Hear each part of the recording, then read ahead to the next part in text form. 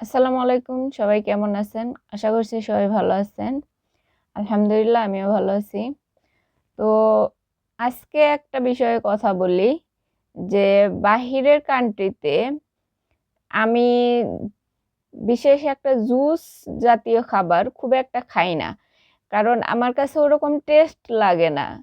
এই দেশে যে জুসগুলা পাওয়া যায় আসলে আমি কেন জানি না, বাংলাদেশের যে জুস পাওয়া যায় সেগুলার যতটা টেস্ট এই জায়গার জুসের মধ্যে ওরকম টেস্ট নাই।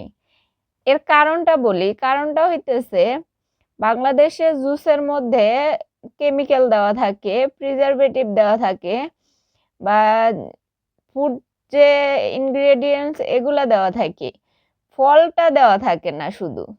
আর এই দেশের জুসের মধ্যে আপনি এরকম কিছুই পাবেন না, শুধু ফলের রসটা পাবেন। ফলের রসের বাইরে আপনি কৃত্রিম কোনো কেমিক্যাল পাবেন না, যার কারণে এই দেশের জুসগুলা সাধারণত অতটা টেস্টি হয় না।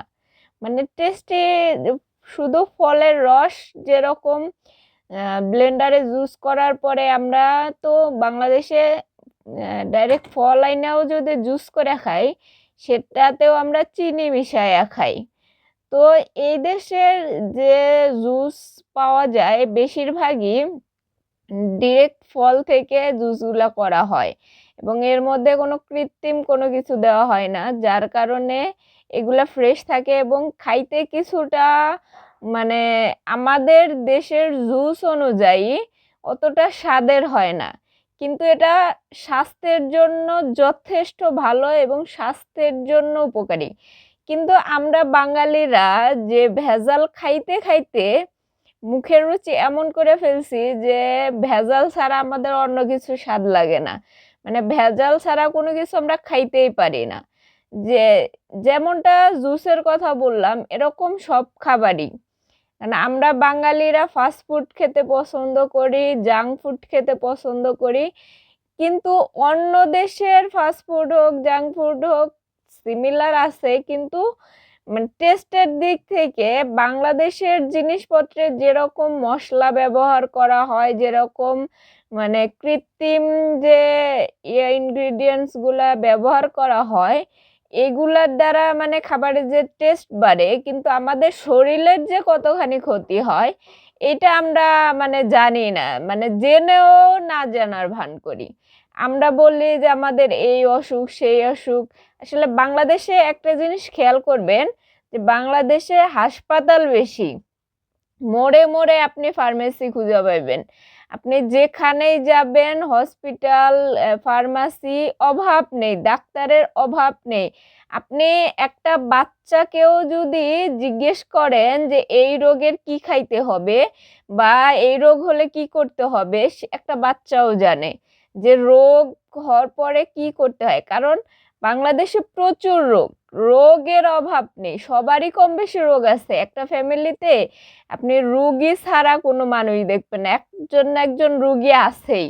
সেটা পেটের ব্যথা হোক, মাথার ব্যথা হোক, শরীরে ব্যথা হোক, বা পেটের ভিতরে সমস্যা হোক, শরীরের ভিতরে সমস্যা হোক, মানে একটা না একটা সমস্যা আছেই।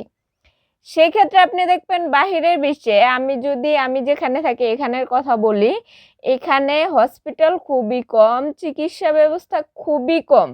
মানে চিকিৎসা ব্যবস্থা আমার মনে হয় যে বাংলাদেশের যে চিকিৎসা ব্যবস্থা এই দেশের তুলনায় অনেক বেশি। কারণ এই দেশের মানুষের রোগ কম হয়, যার কারণে তাদের এত চিকিৎসা লাগেও না।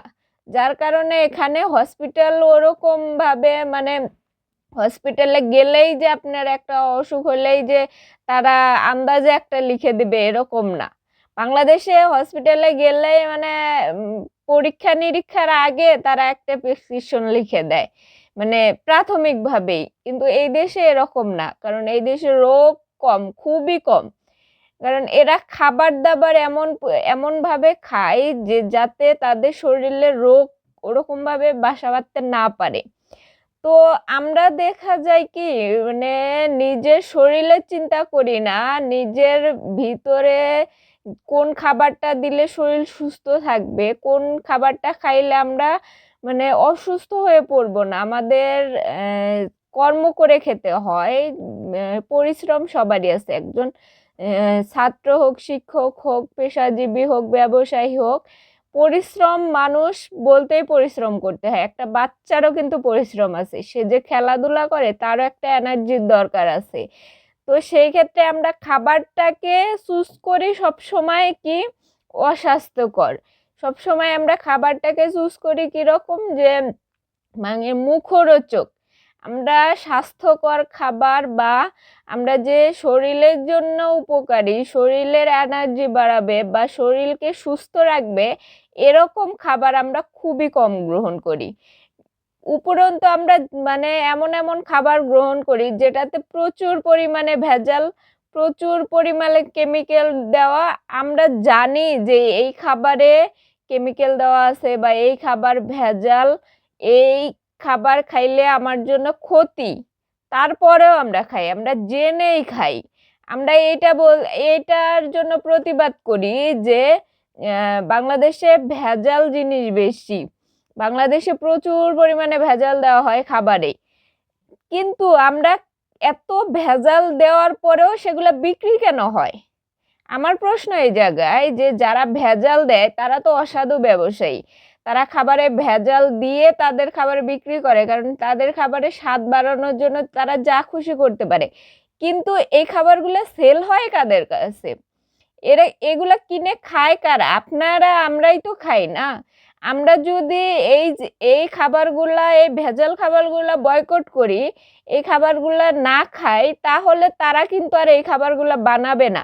তারা যে ভেজাল দিয়ে দিয়ে খাবারগুলা বানাইতেছে, আপনি জানেন, আপনি বুঝতে পারেন যে এটার মধ্যে ভেজাল আছে বা এটা অস্বাস্থ্যকর, রাস্তার এই খাবারটা খেলে আমার জন্য ক্ষতি, তারপরেও আমরা ওই খাবারটাই কিনে খাই। আপনি কিনা বাদ দেন, ওই খাবারটা খাইয়েন না, দেখবেন যে বাংলাদেশের ভেজাল জিনিস উঠে যাবে। সব সময় যে শুধু মানে অন্যজন যে ভেজাল দিতেছে, অন্যজন অন্যায় করতেছে, সেইটা আপনি দেখে প্রতিবাদ করবেন। প্রতিবাদের ভাষা শুধু মুখে না, কাজে করে দেখাতে হয়। আপনি ওই জিনিসটা কিনেন না, আপনি ওই জিনিসটা গ্রহণ করেন না, বয়কট করেন না, নীরবভাবে বয়কট করেন। তারপরে দেখবেন যে ওই যারা ভেজাল দেয় তারা আর কখনোই ওইভাবে ভেজাল দিবে না। তারা বুঝতে পারবে যে জনগণ এখন সচেতন হয়ে গেছে, তারা এটা গ্রহণ করতে চাইতেছে না, আমাদের দিক থেকে এগুলাকে আরো স্বাস্থ্যকর বানাইতে হবে। তখন দেখবেন যে বিভিন্ন দেশে যেরকম খাবার বিক্রি হয় স্বাস্থ্যকর পরিবেশে, এবং স্বাস্থ্যকর খাবার যে বিক্রি হয়, তো সেইগুলার মতো আপনি বাংলাদেশেও পাবেন। জাপান বলেন, আমেরিকা বলেন, চীন বলেন, বা যে কোনো কান্ট্রিতে আপনি যাবেন, যে তারা যে খাবার স্বাস্থ্যকরভাবে বিক্রি করে, এটার কারণ কি? কারণ কোনো অস্বাস্থ্যকর জায়গায় যদি খাবার বিক্রি করে বা অস্বাস্থ্যকর ভাবে, সেই জায়গায় মানুষ যায় না, কিনে না। যার কারণে যারাই এই খাবারের বিষয়ে কাজ করে সবসময় স্বাস্থ্যকর পরিবেশ নিশ্চিত করে তারপরে তারা খাবার প্রস্তুত করে এবং বিক্রি করে।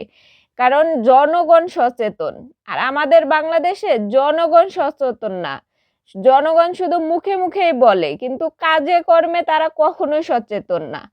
তো আমরা বলবো, আপনারা জনগণ যদি সচেতন হন, তাইলে দেশে এত ভেজাল এত কিছু থাকবে না। আপনাদের নিজ নিজ জায়গা থেকে সচেতন হন। তো সবাই ভালো থাকেন, সুস্থ থাকেন। আল্লাহ হাফেজ।